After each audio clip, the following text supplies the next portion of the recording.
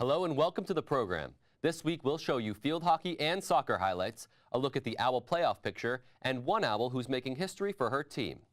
I'm Peter Dubois, and this is Inside Owl Athletics.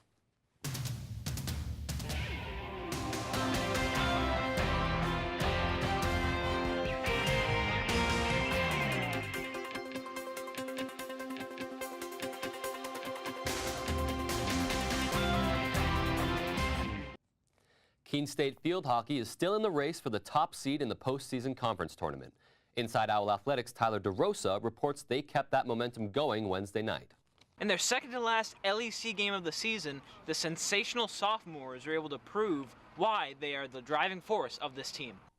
Just over 1 minute into the game, sophomore Nina Bruno was able to get the Owls on the board with her 22nd goal of the season. She followed that up just a few minutes later with her second goal of the night. The Falcons had one of their best scoring opportunities when they had their third penalty corner in a row, but they were not able to convert. The Owls had another scoring chance when this ball rolled right in front of the net during the penalty corner. The game would be put away early in the second half when sophomore Kayla Klein was able to score her 20th goal of the season. Keene would win the game 3-0. Coach Watson says the strong start was part of her game plan. So we've been trying to make sure that we really work hard, and we wanted to come out and set a stronger pace in the first 15 minutes of the game, and we were able to do that tonight. Nina Bruno's 2 goals this game brought her season total to 23, tying the entire amount that she had last season. For Inside Owl Athletics, I'm Tyler DeRosa. Across the Owl Athletic Complex that night, women's soccer was in action against the Bridgewater State University Bears. In the first half of the game, the teams looked to be evenly matched until Taylor Lloyd scored for the Bears a few minutes before halftime.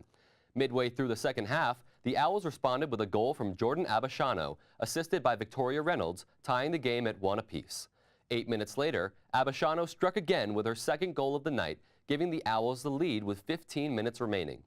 Keene State finished a job with one more goal in the final minute, scored by midfielder Kalyana Paloff. Owls win 3-1. The men's soccer team hosted a non-conference match against the LaSalle College Lasers on Monday night, with the Owls looking for their 9th win in a row.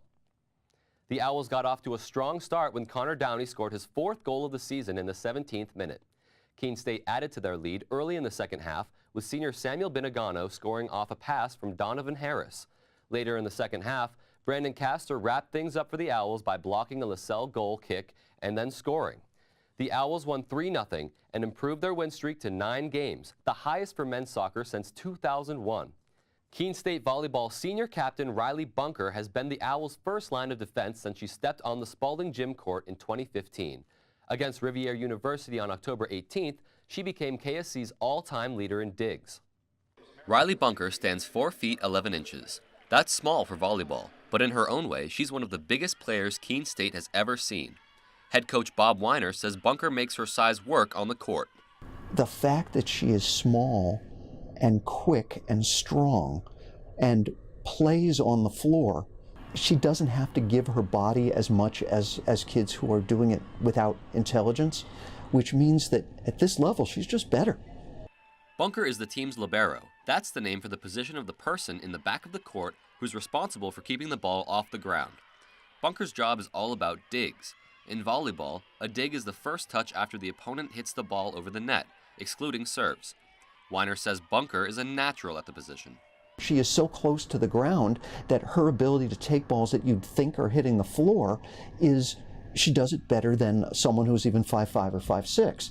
Bunker has always led the team in digs during her time here, but she never realized just how many she had until recently when Weiner talked to her about the record.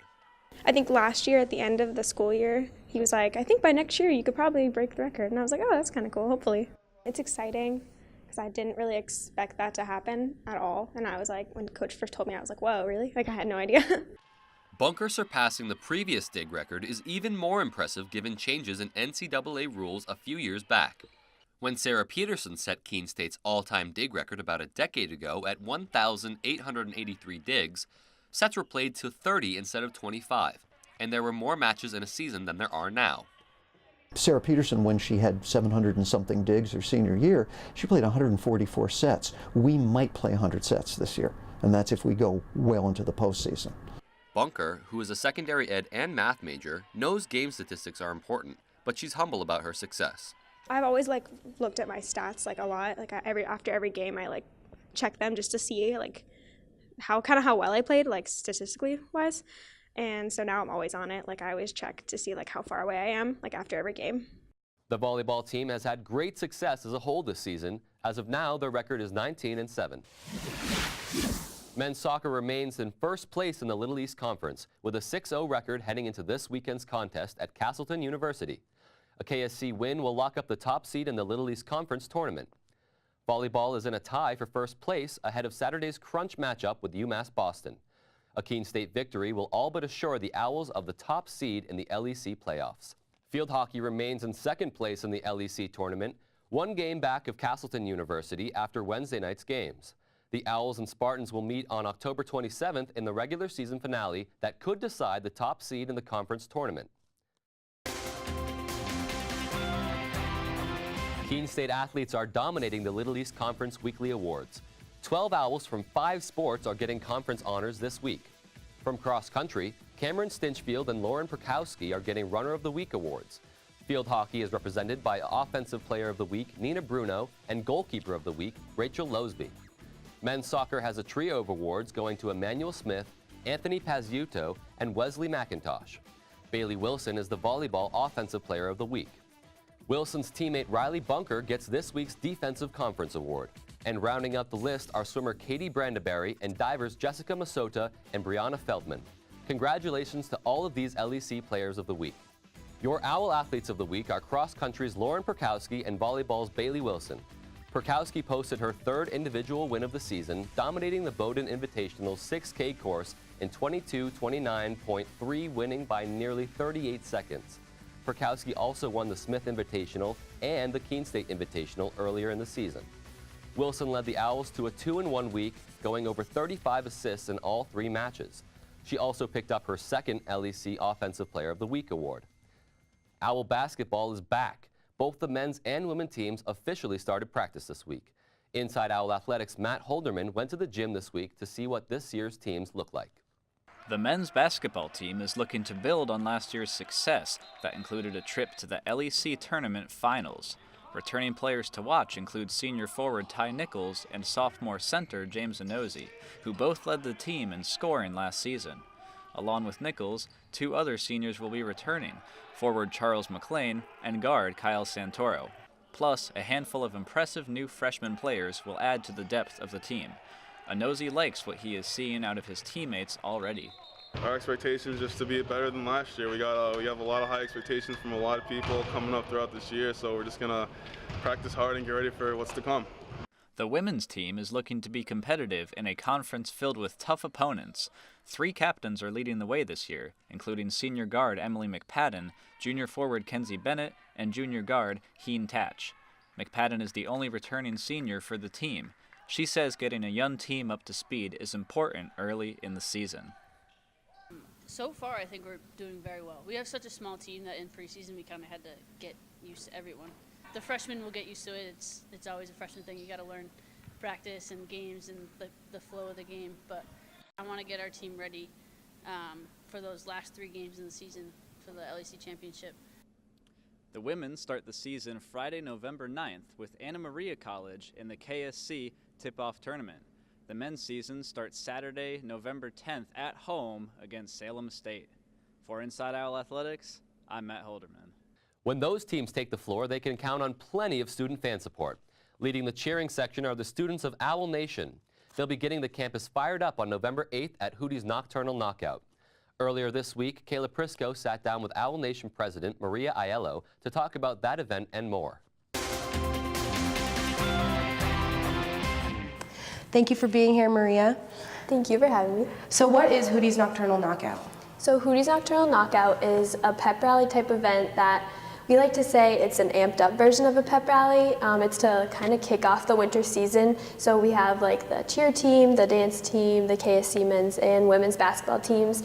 We bring them all together and try to get all the students that we can there to just like be excited, participate in games, and really have a good time and kind of show them this is who's going to be playing, come support them throughout the season, and we give away a lot of fun prizes.